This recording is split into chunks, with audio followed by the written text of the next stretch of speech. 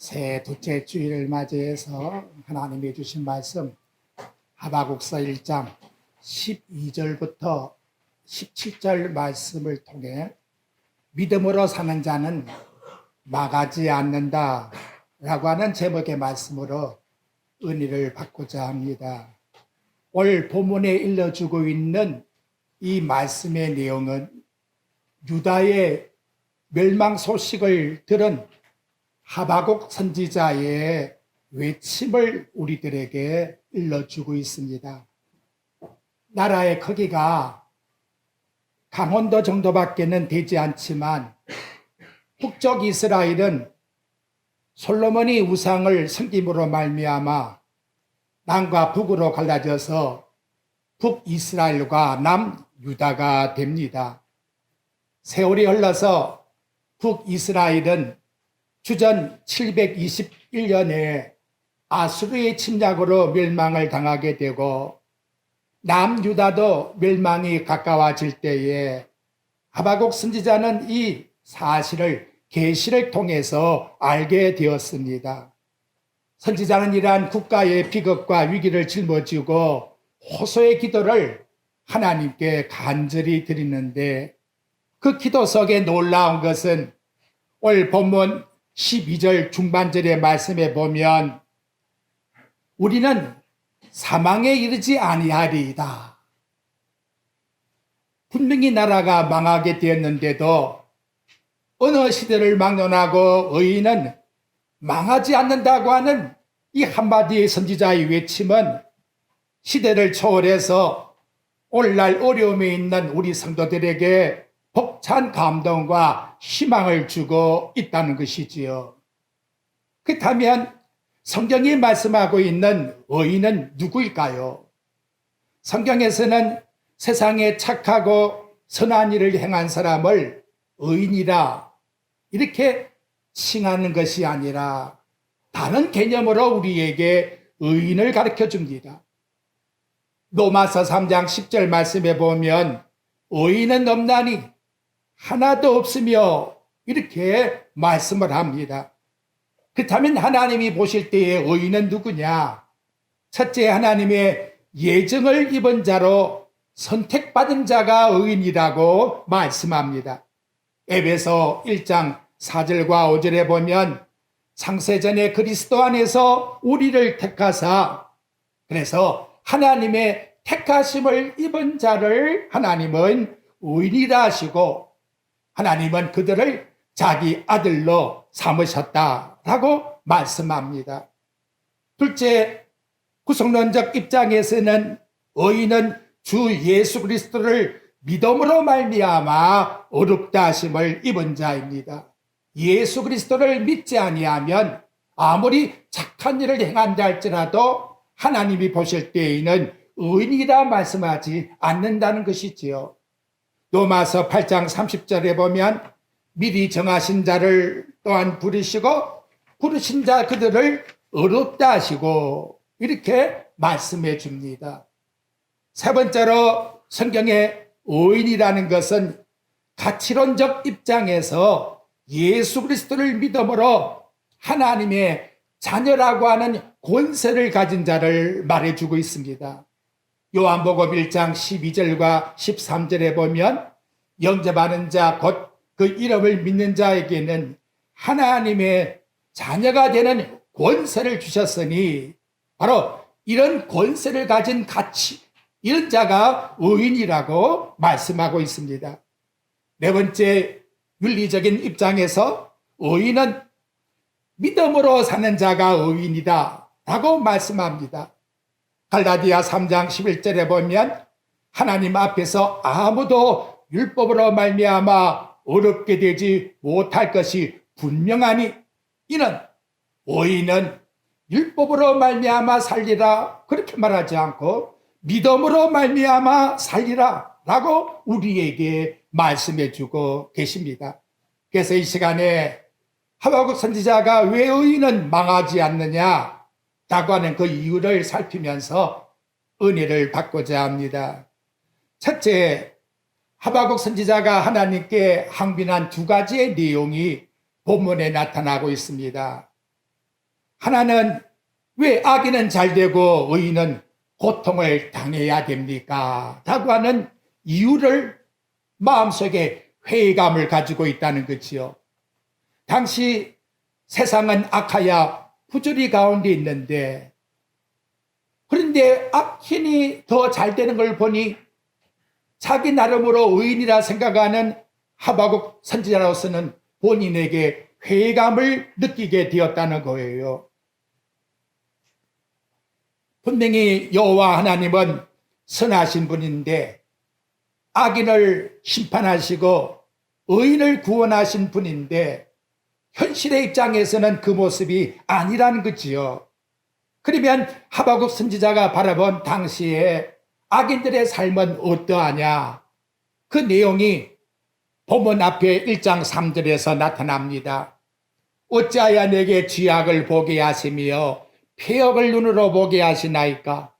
급탈과 강포가 네 앞에 있고 변론과 분쟁이 일어났나이다.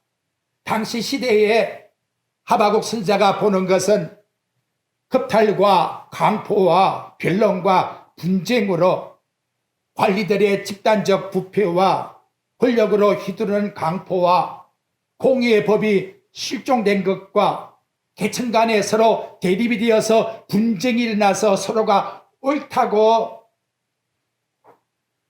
사회가 혼란스러운 그런 투쟁의 시대 속에 하박국 선지자는 살고 있었다는 것을 보여주고 있다는 것이지요. 그래서 하박국 선지자는 하나님께 호소하는 겁니다. 하나님이 선하시고 살아계시는데 세상을 통치하시는데 하나님이 이 세상의 모든 것을 다 지으셨는데 어찌해서 무질서한 타락한 이 세상을 그냥 내버려 두십니까? 어찌 보면 오늘날 이 시대에도 우리 성도들에게 얼마든지 가질 수 있는 회의감이지요. 정말 듣기도 또 보기도 무서운 그런 사건들이 하루가 멀지 않고 지속적으로 일어나고 있습니다. 그럼에도 불구하고 세상은 아무렇지도 않은 것처럼 오늘도 하루가 살아가고 있지요. 하박국 선지자가 볼 때에는 이것이 모순이라는 거예요. 왜 세상이 이렇게 죄악으로 간영해 있는데도 불구하고 바로 이런 삶 속에서 하나님의 정의의 심판이 내려지지 않습니까? 이걸 회의감을 가지고 물었다는 거지요. 또 하나는 하나님 백성된 우리 이스라엘 백성이 우리보다 더 포악한 바벨론에게 침공을 당해야 됩니까? 라고 하는 말씀의 내용입니다. 그 내용이 13절 말씀의 내용에 나와요. 주께서는 눈이 정결함으로 악을 참아보지 못하는데 폐역을 참아보지 못하시는데 어찌해서 거짓된 자를 방관하시며 악인이 자기보다 의로운 자를 삼키는데 잠잠하시나이까? 그래서 바빌론이 들어와서 당신의 백성을 삼키려고 하는데도 하나님의 살아계심이 드러나지 않는다라고 답답해서 이런 고백을 하고 있다는 거지요. 하나님은 자기의 택한 백성을 나의 백성이라고 말씀합니다. 신명기 33장 29절에 보면 너는 참 행복한 사람이다. 너같이 구원받은 백성이 어디 있느냐. 이렇게 하나님께서 당신의 사랑하는 백성들을 일러주셨는데 왜 지금 이스라엘 백성이 하나님 앞에서 잘못했다는 것은 저부터 시인합니다마는 하박국 선지자의 마음은 그렇다 치더라도 왜 바빌론이라고 하는 더 포악한 자를 통해서 하나님을 알지도 못하는 자가 하나님의 백성을 이렇게 치도록 하나님께서 허용하십니까? 도저히 이해할 수가 없습니다. 바로 이 두 가지의 모습, 하나는 악인이 잘되고 의인이 고통당하는 것과 또 하나는 조국 유다가 멸망을 당하게 되었는데 하나님께서 바벨을 통해서 잔인한 그 나라가 들어와서 침공하게 되었다고 하는 이 절망 속에서 힘뻑하여 하박국 선지자가 하나님께 기도함을 드리고 있다는 거지요. 이러한 내용을 보게 되면 당시의 상황이 하박국 선지자에게는 마치 초죽음과 같은 그런 모습이 아니었겠습니까? 그런데 이러한 절망 가운데서도 하박국 선지자의 놀라운 신앙의 승리의 고백이 나오지요. 그 소망의 노래가 하박국 3장 17절의 마지막 절 본문에서 나타나고 있습니다. 비록 무화과 나무가 무성하지 못하며 포도나무가 열매가 없으며 감람나무에 소출이 없으며 밭에 먹을 것이 없으며 우리의 양이 없으며 유황간에 소가 없을지라도 나는 여호와로 말미암아 즐거워하며 나의 구원의 하나님으로 말미암아 기뻐하리로다. 바빌론이 와서 지금 유다 나라를 침공해서 망하게 되었는데 내 삶의 기반과 존재가 다 무너지게 되었는데 그럼에도 불구하고 하박국 선지자가 나는 기뻐한다. 어떻게 이런 고백을 드릴 수가 있겠는가라는 거지요. 그것이 오늘 이 시대에 저와 여러분이 가져야 될 초점이라는 거예요. 이유는 하나뿐이에요. 나는 여호와 하나님으로 말미암아 기뻐한다. 내 가산이 없어지고 나라가 망한다 할지라도 여호와 하나님은 반드시 살아계시기 때문에 절망의 사선을 넘어서 소망의 역전이 일어난다는 것을 믿었기 때문에 하박국 선지자는 시대적 모순을 안고도 하나님께 기도하면서 하나님 앞에서 찬양의 노래를 부리게 되었다는 것이지요.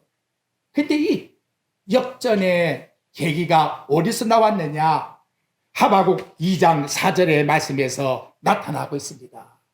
성경의 요절과 같은 말씀이 선지자를 통해서 우리에게 보여줘요. 여러분 2장 4절을 한번 보십시오. 앞의 내용은 저와 여러분이나 하박국 선지자가 세상을 보는 관점이에요. 그 마음은 교만합니다. 정직하지 못해요. 너무나 모순적인 일들이 세상에 꽉 차 있다는 거지요.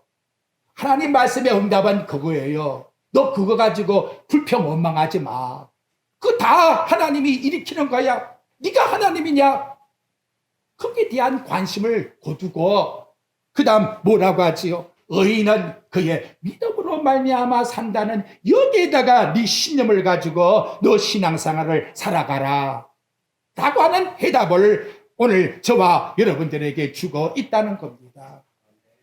이 진리의 법칙은 시대를 초월해서 어느 시대든지 하나님의 자녀들은 동일하게 믿음으로 살았다는 거지요. 그러니까 우리가 믿는 믿음의 신념이라는 것은 나의 이념이나 아니면 나의 판단에서 나오는 것이 아니라 하나님이 일러주시는 살아계신 그 하나님의 신실하심을 굳게 믿고 살아가는 말씀을 의지한 믿음을 가지고 살아가라고 저와 여러분들에게 일러주고 있고, 이 말씀이 확신이 될 때에 하나님의 자녀는 절대로 망하지 않는다고 하는 놀라운 고백을 하박국 선지자가 확신할 수 있게 되었다는 것입니다. 그렇다면 선지자가 절망 속에서 희망의 노래를 부를 수 있었던 하나님은 어떤 분이냐? 거기에 대한 믿음이 어떤 믿음일까요? 본문 12절 말씀해 보니까 선지자가 이르되 여호와 나의 하나님이라고 말씀합니다. 여호와는 나의 구원의 하나님이시다. 이 여호와라고 하는 말씀의 출발은 출애굽기의 말씀에서 나타나고 있지요. 하나님이 모세에게 말씀하시기를 나는 여호와라. 애굽의 노예 속에서 종살이하고 있는 당신의 백성들, 그들의 탄식하며 부르짖는 소리를 듣고 구원을 시킬 여호와 하나님이시다.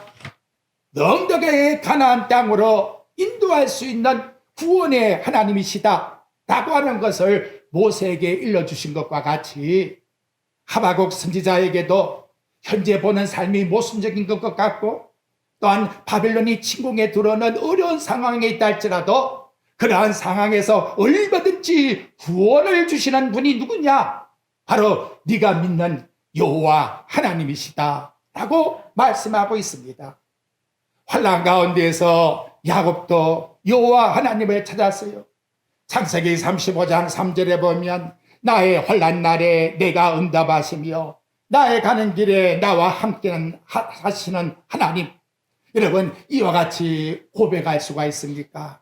환난 날에 내게 응답해 주시고 내 인생의 삶에 나와 함께 하시는 하나님, 나를 떠나지 아니하시고 나에게 구원을 주시는 하나님, 그 놀라운 능력의 역사가 출애굽한 이스라엘 백성들에게는 홍해 바다를 육지같이 갈라지게 해서 건너오게 했고, 바벨론에서는 다니엘과 세 친구들에게 사자굴에 들어간다 할지라도 다니엘을 건져주시고, 불 속에 들어간다 할지라도 세 친구를 건져주시는 놀라운 구원의 역사를 일으키시는 그 하나님, 그 놀라운 신실하신 구원을 주시는 하나님이 이 시대에 저와 여러분과 함께해서 저와 여러분을 구원해 주신다고 하는 신실하신 말씀을 믿는가라는 거지요.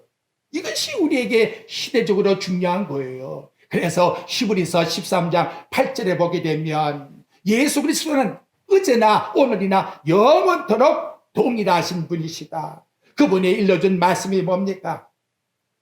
참새 두 마리가 한 아사론에 판달지라도 하나님이 허락이야 팔리는 것이다. 바로 그분이 모든 섭리를 주관하시고 모든 만물이 그에게서 나오고 그로 말미암고 그에게 돌아가는 오직 인간을 구원해 주시는 그 하나님을 믿을 때에 하박국 선지자와 같이 외형적 환경에 두려움을 가지고 있다 할지라도 믿음으로 승리하며 찬양할 수가 있게 된다는 것을 일러주고 있는 내용입니다.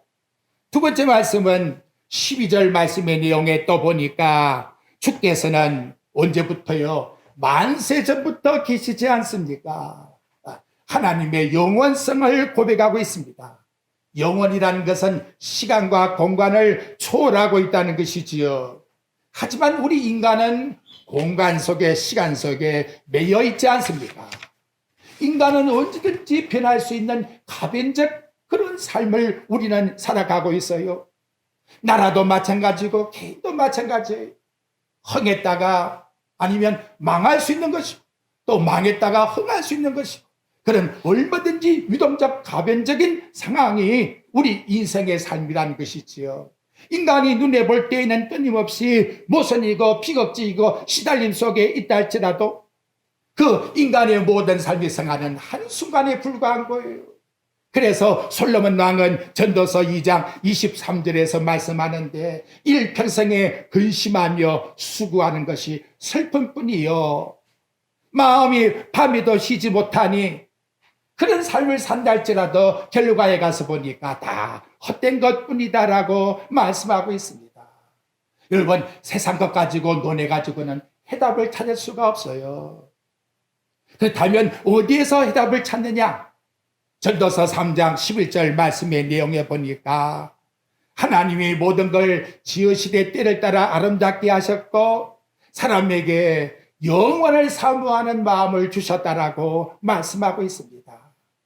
이 세상 흔들리는 거기에다가 우리 마음을 줄 것이 아니라 영원히 흔들지 않는 사망도 죽음도 고통도 아픔도 없는 하나님이 영원히 통치하시는 그 영원한 나라를 바라볼 때에 세상의 고통과 아픔의 비극을 넘어서 기쁨과 찬양을 드릴 수가 있게 된다라고 일러주는 것입니다.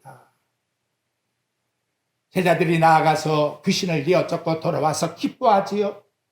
예수님은 세상에 나타나는 것 가지고 기뻐하지 말고 네 이름이 하늘나라 생명책에 기록된 걸 가지고 기뻐하라고 누가복음 10장 20절에서 말씀해 주고 있습니다. 베드로는 베드로전서 1장 8절에서 예수를 너희가 보지 못하였으나 사랑하는도다. 이제도 보지 못하나 믿고 말할 수 없는 영광스러운 즐거움으로 기뻐하니 믿음의 결국 곧 영혼의 구원함을 받습니다. 하늘나라 생명책에 내 이름이 기록되어 있다는 거고 이 땅의 삶이 마침으로 모든 것이 소멸되는 것이 아니라 영원한 천국으로 옮겨지는 영원한 삶을 내 마음속에 사모하고 가지고 살아간다는 이 영원성을 우리가 가질 때에 하나님 앞에서 오늘 하박국 선지자와 같이 역전의 삶으로 믿음으로 승리할 수 있게 된다는 것입니다. 세번째로는 본문 말씀의 내용에 보니까 그 하나님은 누구시냐? 12절 하반절에 나가보니까 그들을 두셨나이다. 반석이시여 주께서, 그래서 술이라고 하는 반석이시라고 말씀을 합니다. 다윗은 그는 견고한 피난처라. 내가 어려움을 당할 때에 그 반석이신 하나님께 피난 가나이다. 이런 고백을 시편 94장 22절에서 말씀해 주고 있습니다. 예수님은 베드로에게 말하기를 내가 이 반석 위에 내 교회를 세웠다. 예수님의 교회는 반석이에요. 결코 흔들리지 않는다. 음부의 권세가 이길 수가 없다라고 말씀하고 있는 겁니다. 하박국 선지자 사회 때에 간악과 폐역과 흡탈과 강포와 변론과 분쟁으로 세상이 흔들리고 가득 차 있다 할지라도 세상을 주관하고 계시는 밑바닥 되시는 기초가 되시는 여호와 하나님의 그 반석의 능력은 절대로 흔들리지 않는다는 것을 하박국 선지자가 굳게 믿을 때에 하나님께 찬양을 드렸다는 거예요. 당시에 겁이 나서 바빌론이 침공해 온다고 말했지만 역사를 보게 되면 하룻밤 사이에 바빌론이 메데 바사에 멸망당할 줄이야 누가 알았겠습니까? 이처럼 세상의 능력과 권세는 힘이 없어요. 그렇다면 여러분, 이 시간도 우리 삶의 실체가 무언가를 우리 자신이 한번 생각해 보아야 합니다. 어떤 인간의 대상입니까? 아니면 물질입니까? 아니면 나의 직장입니까? 아니면 내 사업입니까? 여러분, 우리의 힘의 능력은 크게 있는 것이 아니라 그걸 움직이게 만드시는 반석이신 하나님께 있다는 것을 저와 여러분이 신실한 믿음으로 믿을 때에 흔들리지 않게 되는 것이고 하나님께 찬양함을 드리게 된다는 것을 일러주고 있는 것입니다. 다음 넷째는 여호와 하나님은 어떤 분이냐? 12절 말씀의 내용에 보니까 그분은 바로 공의의 하나님이시라고 우리에게 일러주고 있습니다. 여호와여 주께서 심판하기 위하여 그들을 두셨나이다. 하나님이 공의로운 분이라는 것은 하나님은 그분답게 행동하시는 분이다. 이걸 우리에게 일러주는 겁니다. 하나님의 공의가 세상에 십자가를 통해서 우리에게 나타났습니다. 사랑하는 독생자를 죽여야만 우리가 구원을 받는데, 그러니 하나님의 사랑이 나타난 것이지요. 그리고 당신의 아들이 십자가상에서 인간의 죄를 담당하시니까 당신의 독생자랄지라도 죄를 용납하지 아니하시는 하나님이 그 아들을 십자가상에서 희생제물이 되게 하셨다는 거예요. 이것이 바로 하나님이 하나님답게 행하시는 행동이라고 말씀하고 있습니다. 근데 우리는 결과를 기다리지 아니하고 초조해서 과정 속에서 우리 마음에 불평을 품고 살아갈 때가 얼마나 많습니까? 다윗도 시편 37장 1, 2절에서 일러줘요. 악을 행하는 자들 때문에 불평하지 말고 불의를 행하는 자 때문에 시기하지 말아라. 그들은 풀과 같이 속히 뱀을 당할 것이다. 이것이 하나님이 행하시는 결과인데 그걸 보지 않고 과정 속에서만 자꾸 불평을 하고 있다는 거지요. 잠언 24장 18절과 19절에도 말씀합니다. 너는 악한 자로 말미암아 분을 품지 말고 악인의 형통을 부러워하지 말아라. 행악자는 장래가 없을 것이고 악인의 등불은 꺼져버린다라고 말씀하고 있습니다. 중요한 것은 뭐냐? 내 생각, 내 가치관, 내 이성의 판단을 가지고 하나님의 공의의 심판의 기준을 두면 안 된다는 거예요. 하나님 이렇게 해줘야 됩니다. 근데 여러분, 하나님 이렇게 해달라고 했다면 십자가상에 강도가 어떻게 구원을 받았을까요? 인간이 볼 때에는 공의성으로 볼 때에 십자가에 못을 박아야 죄인이 아닙니까? 그런데 하나님의 공의의 심판은 오히려 예수를 믿는 속죄함을 통해서 다 사해주고 있으니 도저히 인간의 능력과 판단을 가지고서는 기준을 세우가 없다는 것이지요. 그래서 바울이 고린도전서 4장 3절과 4절에서 일러주어요. 너에게나 다른 사람에게나 판단받는 것이 너에게는 매우 작은 일이다. 나도 나를 판단하지 아니하노니. 바울은 자기 자신도 판단할 수가 없다. 내가 자책할 아무것도 깨닫지 못하나 이로 말미암아 의롭다함을 얻지 못하리라. 나를 심판하실 분은 오직 주님뿐이시다. 내가 아무리 내 가치관을 가지고 내가 나를 판단한다 할지라도 그것이 하나님이 판단하시는 공의의 심판은 될 수가 없다는 것이지요. 그리고 인간이 아무리 판단한다 할지라도 그 비판과 판단과 모순이 어렵게 되는 것과는 아무 관계가 없다는 거예요. 인간이 오히려 죄만 지을 뿐이라는 것이지요. 하나님이 행하시는, 주님만이 행하시는 그 선 앞에서는 우리 인간은 그 앞에 어떤 것도 판단의 기준점이 될 수가 없다라고 말씀하고 있습니다. 다음의 내용은 바로 그분은 신실하신 분이라고 말씀합니다. 나의 하나님 곧 나의 거룩하신 분이요.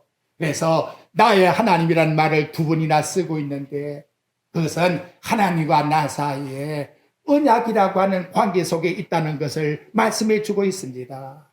하나님이 당신의 백성들을 왜 망하지 않게 하느냐? 하나님이 일찍이 창세기 12장 2절과 3절에 보면 아브라함을 통해서 하나님이 언약을 맺어주셨기 때문에 저와 여러분이 이 세상에서 예수를 믿는 성도들이 왜 망하지 않느냐? 예수님을 통해서 저와 여러분은 언약을 맺은 하나님 앞에서의 관계가 되었기 때문에 그 관계가 창세전에 그리스도 안에서 우리에게 함께하는 언약을 맺어주었고 그 관계가 영원히 영원성을 우리에게 주어서 영생하는, 그래서 나를 믿는 자는 죽어도 살겠고 물을 살아서 나를 믿는 자는 영원히 죽지 않는다고 하는 이 언약의 관계를 우리에게 맺어주었기 때문에 아무리 바벨론 군대가 침략해 온다 할지라도 하나님을 믿는 의인은 반드시 망하지 않고 영생한다고 하는 사실을 저와 여러분들에게 일러주고 있습니다.